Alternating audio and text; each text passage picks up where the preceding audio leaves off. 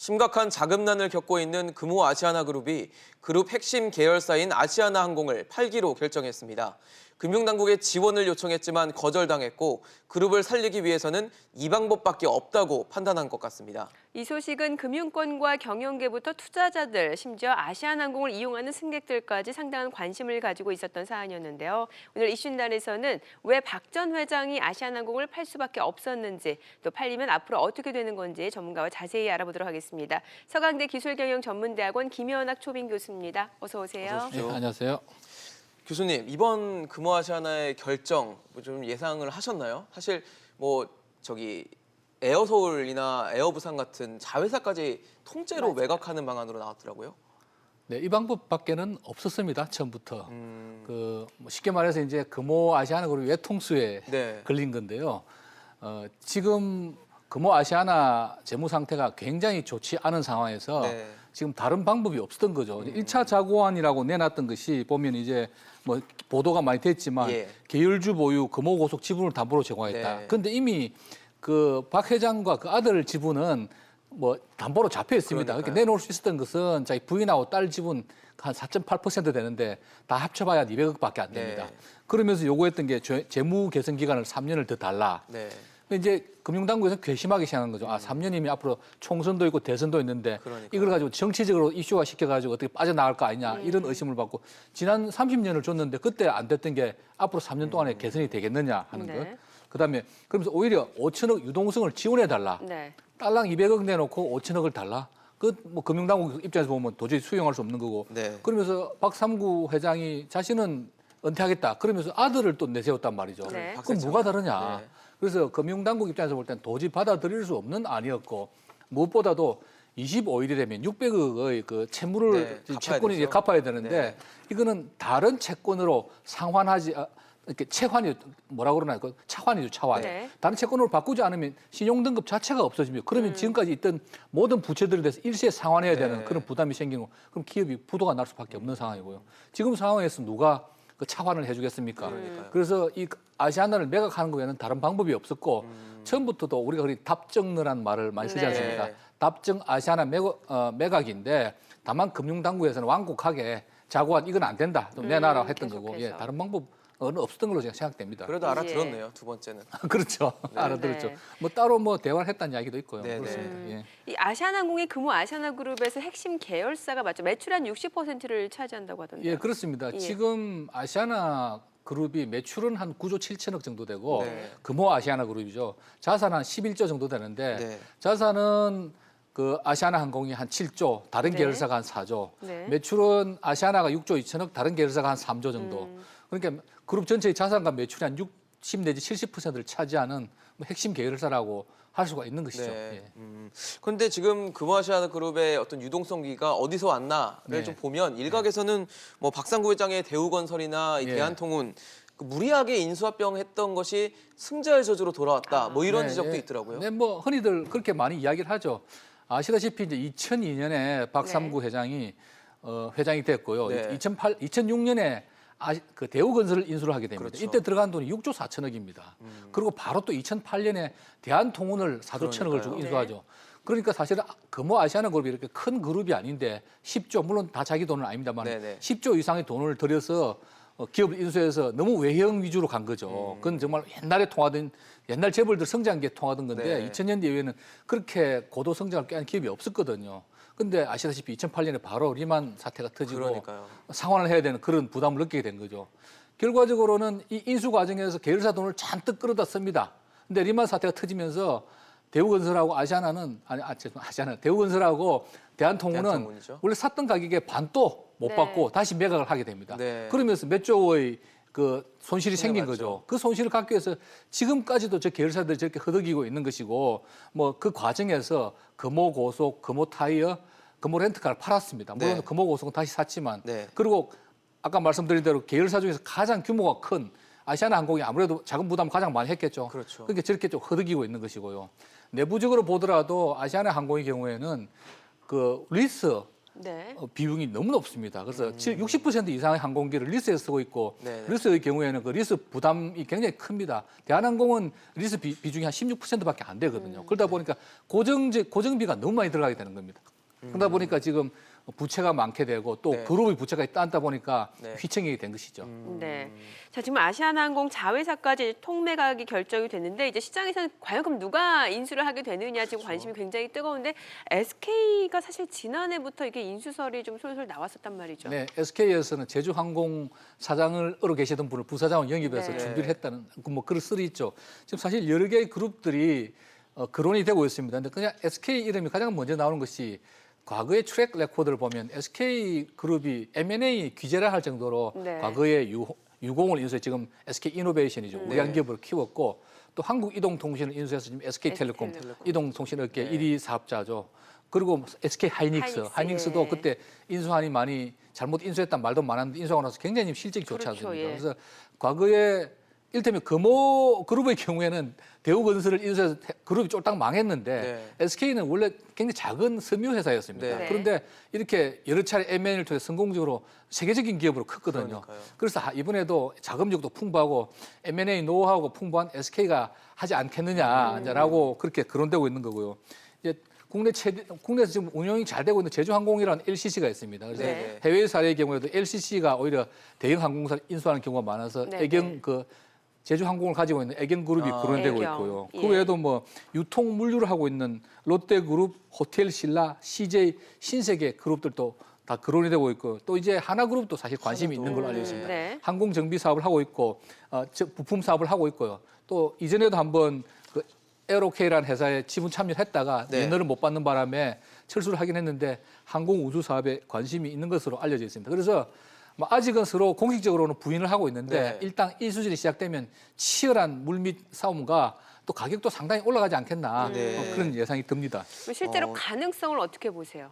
어떤 가능성 말씀입니까? 그 지금 인수 후보로 거론되는 예. 기업들을 말씀을 주셨는데 예. 실제로 인수하게 될 기업 근데 그거는 이제 제가 점쟁이가 아니 뭐 많이 쓰는 기업이 네네. 되겠죠. 근데 이제 인수 M&A에 특히 이제 뭐 결격 사유가 있는 기업들이 있는지 모르겠지만 애경 같은 경우에는 아무래도 자금력이 조금 부족하지 않겠나라고 지금 아시아나가 자금난 때문에 허덕이고 있거든요. 그럼 뭐 네. 컨소시엄이나 이런 걸 그러니까요. 통해서 할수 FI들을 있지 동원해야 되는데 네네. 그건 또 자기 돈이 아니잖아요. 그러니까요. FI들의 경우에는 결국은 그 나중에 않을까요? 투자를 받아서 투자를 다시 또 받아서 하는 해줘야 경우에는 자기 되니까. 돈이 아니기 때문에 나중에 문제가 생길 수 있고 그룹 자체의 자금력이 튼튼한 그런 순서로 본다면 제가 볼 때는 아까 그런 SK, 한화그룹, 그다음에 신세계, 뭐 롯데 이런 네. 정도가 되는데 또 뭐 도덕적으로 문제가 된 뭐 그룹 총수들도 있고 해서 예. 여러 가지 변수가 있긴 합니다. 네네. 근데 지금 이제 보면 우리 정부가 그렇게 깊게 관여를 하지 않거든요. 네. 네. 그래서 결국은 시장의 논리에서 큰 인수하고자 하는 큰 기업의 결격 사유가 없으면 결격 사유가 있는 기업은 아예 제척이 될 것이고요. 네네.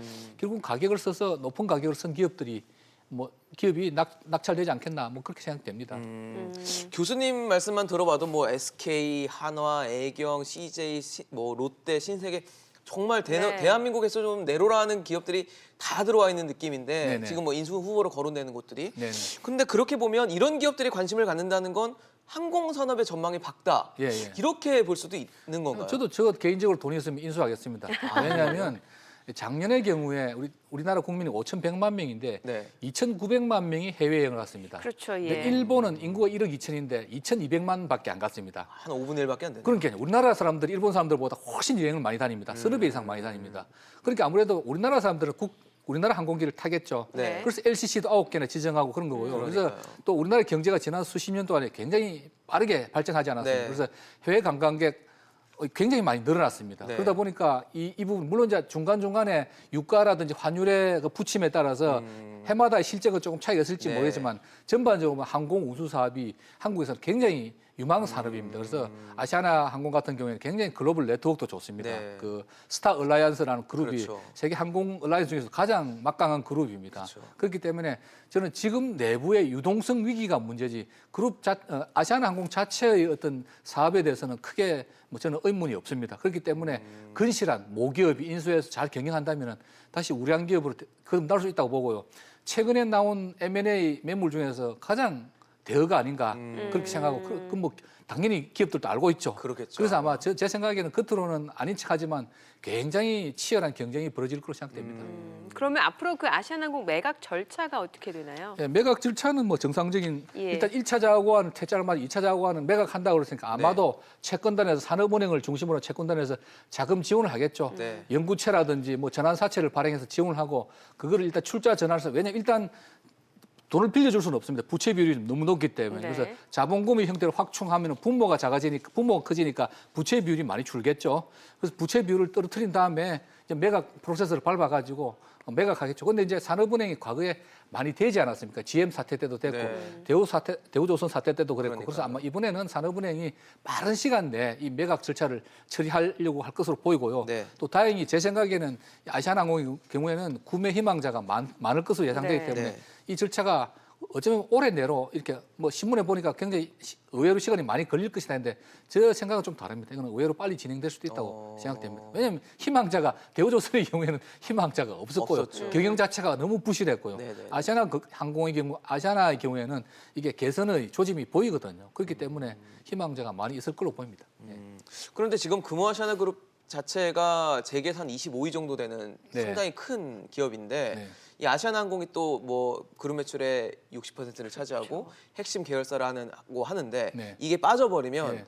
이제는 뭐 중견 기업 수준으로 전락할 거다라는 얘기도 있더라고요. 그렇죠. 근데 어쩔 수가 없죠. 그건 뭐 박삼구 회장이 경영 실패를 했으니까요. 네. 오히려 욕심 부리다가 이제 그룹이 이 지경에 이르게 된 것이고 오히려 지금 보시면은 아시아나항공도 그렇고 금호그룹도 금호산업도 그렇고 어제 다 상한가를 치지 않았습니까? 네네. 둘 다 부담을 드는 거예요. 금호산업의 경우에는 아까 이야기하신 대로 나머지 다 합쳐봐야 한 40%밖에 안 되고 예. 아시아나항공 60% 차지하는데 이 아시아나항공이 가지고 있는 엄청난 부채 때문에 사실은 금호 고속하고 금호산업은 그런 대로 괜찮습니다. 그렇기 때문에 이 고리가 골칫덩어리가 떨어져 나가면 금호 고속하고 금호산업 먹고 살 수 있거든요. 네. 그렇지만 이제 규모는 확 줄어드는 거죠. 그러니까 사실은 박삼구 회장은 자기가 경영은 실패했음에도 불구하고 아시아나라고 하는 혹을 떼내고 근실한 모기업을 혹시 지킬 수 있으니까 어떻게 보면 재무적으로 다행이 되는 것이고요.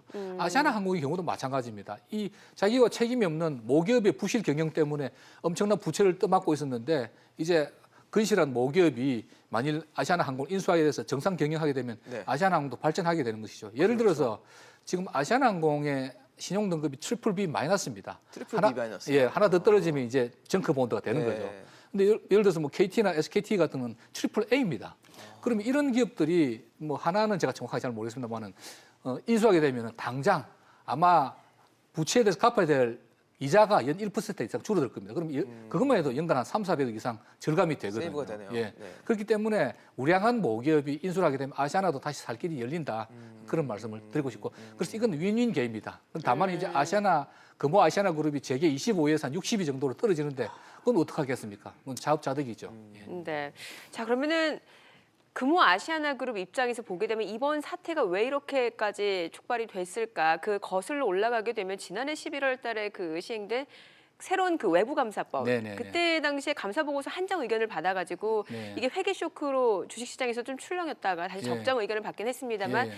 이렇게도 생각을 해볼 수 있을 것 같아요. 그러면은 이 신외부 감사법으로 인해서 제2의 아시아나항공 사태가 또 나오지 않을 거라는 보장이 없을 것 같아서요. 뭐 그렇게 볼 수도 있지만 제가 생각할 때는 오히려 뒤집어 보면 네. 만일에 외부 감사가 엄격하지 않고 아시아나가 계속 사실상 부실 해결하면서 부실 숨겨왔다면 갑자기 부도가 나고 더 많은 피해자가 생길 수도 있었습니다. 그래서 회계 기준은 저는 엄격하고 깐깐할수록 좋은 것이고요. 그리고 더구나 이번에 금융당국에서 단호한 조치를 취해가지고 네. 그 한정 의견에 대해서 빨리 수정하라. 네. 그리고 이 그룹이 위기에 몰렸으니까 매각이라 직접 이야기는 안 했지만 네. 납득할 수 있는 자고안 내놔라고 단호한 스탠스를 취한 것이 오히려 더 큰 위기를 없애고 막아주고 네, 네. 금호그룹도 살고 물론 규모는 축소했지만 네. 아시아나항공도 살 수 있는 길이 열리지 않았는가. 과거처럼 느슨한 기준으로 감사를 하게 돼서 부실을 계속 숨기게 되면 나중에 그 골마가지고 더 크게 터질 수가 네. 있거든요. 아. 그러면 투자자라든지 그 어떤 손실을 볼수 있죠. 금융계가 전체가 더 큰 혼란에 네, 네, 빠질 수 네. 있다. 그래서 그것은 우선 단기적으로 보면 이런 혼란을 초래한 것처럼 보이지만 장기적으로는 더 큰 혼란을 막은 것이다. 저는 그렇게 생각합니다. 네. 어쩌면 다른 기업들에게도 경종을 올린 경종을 포인트가 될 올리죠. 수도 있겠네요. 이게 외관법이 여러 가지 조치가 있지만 가장 특징은 6년 동안은 기업이 외과민을 정하지만 네. 그 6년 대 3년은 의무적으로 정선위에서 정한 외과민을 네. 정해야 됩니다. 그리고 정선위에서 정한 외과민은 그 과거의 거를 살펴볼 수가 있어요. 과거 감사인들 했던 걸 살펴보고 고발을 할 수 있게 됐습니다. 제대로 90은. 했는지. 예. 그렇기 때문에 지금 외과민들 다 떨고 있는 거죠. 이건 나중에라도 지금 적당히 넘어갔는데 나중에라도 문제가 될 수 있으니까 철저하게 보는 거죠. 이게 우선 단기적으로는 기업도 힘들고 외과민도 좀 힘들 수가 있지만 네. 장기적으로는 신뢰받는 어떤 평가 보고서, 신뢰받는 감사라는 감사의 질을 제고한다는 측면에서 저는 국가 경제나 기업계에도 바람직한 조치다 그렇게 생각하고 있습니다. 네. 그렇다면 교수님 마지막으로 좀 질문 드려볼게요. 아시아나항공의 이번 매각이 갖는 좀 시사점이랄까요? 의미라고 할 수 있는 게 뭐가 있을까요? 네, 그 경영을 잘못한 경영자는 책임을 져야 되고 실패한 경영자는 퇴출돼야 된다. 그런 교훈을 남겨준 것이고요. 과거에 지금 보면 이제 우리나라 대한항공도 지금 문제가 되고 있지만 단순히 오너의 아들이다 혹은 손자라는 이유로 능력도 없으면서 경영 그 큰 그룹을 물려받아서 네. 그룹을 위기에 빠뜨리는 그런 경우가 많지 않습니까? 그래서 앞으로 정말 우리나라 기업들 조그만하게 시작할 때는 그게 뭐 사실은 자식한테 물려주고 그래야 되는데 이미 뭐 대한항공도 그렇고 아시아나도 그렇고 전 국민이 이용하는 이미 국가적 국민적 기업이란 말이죠. 네. 총수들이 지분을 20-30% 가지고 있다고 해서 그 개인 것이 아닙니다. 그래서 경영을 잘못해서 책임져야 되고 더 나아가서는 경영을 제대로 못할 것 같으면은 전문 경영인에게 맡겨야지 굳이 오너 패밀리라고 해서 무리하게 경영을 해서는 안 된다.